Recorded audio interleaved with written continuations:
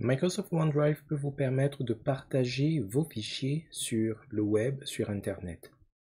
Une fois que vous avez conservé vos fichiers au sein de votre espace virtuel, ce que vous pourriez faire, c'est générer un lien qui va être rajouté à un site web afin que les gens qui accèdent à ce site web voient ou aient accès à votre ressource.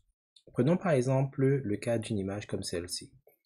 Pour cela, il faudrait bien entendu se trouver à l'endroit où le fichier est, puis aller dans le menu contextuel et sélectionner l'option Incorporer.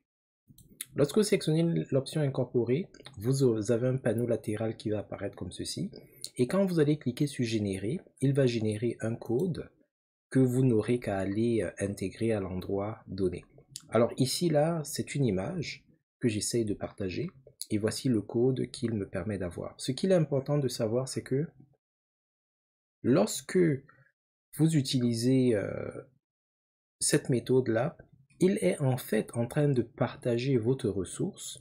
Et pour que les gens puissent y avoir accès sur Internet, il va permettre à quiconque dispose le lien d'avoir accès à ce fichier-là spécifiquement. Donc là, je suis en train de partager Designer. Il n'y a que Designer auquel les gens auront accès en termes de visualisation. Ils ne pourront pas accéder à ces autres fichiers qui sont ici là. Alors ici, vous avez le lien vers l'image que vous pouvez utiliser. Si jamais vous vous y connaissez en HTML et que vous avez besoin d'inclure les balises HTML, vous pouvez activer cette option-ci et il va ajuster le code pour que ce soit une balise image que vous pourrez utiliser par la suite. La nature des balises va varier suivant le type de fichier utilisé.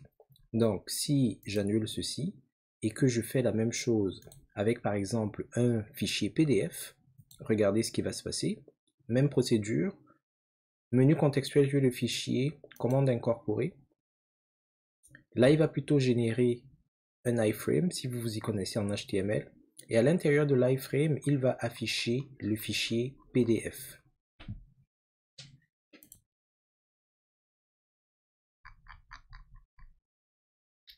Très bien, annulons ceci.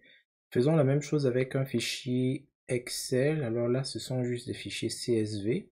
Le principe aurait été le même, mais... Ok, bon, allons-y avec le fichier zip.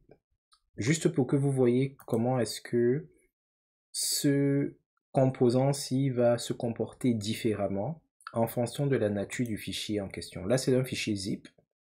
Alors là, il a mis un iframe. Ça n'a pas vraiment beaucoup de sens pour le fichier. Et puis, dernier élément que je voulais vous montrer. Alors, on va le faire avec un fichier Word. Même démarche. Là, il va ouvrir un iframe et l'iframe va, comme dans le cas du PDF, afficher le contenu du fichier au sein de l'écran, à l'endroit où vous allez insérer le code généré. Donc, vous pouvez vous servir, en d'autres termes, de votre environnement Microsoft OneDrive comme d'un espace web qui pourra accueillir des ressources telles que des images ou des fichiers, etc.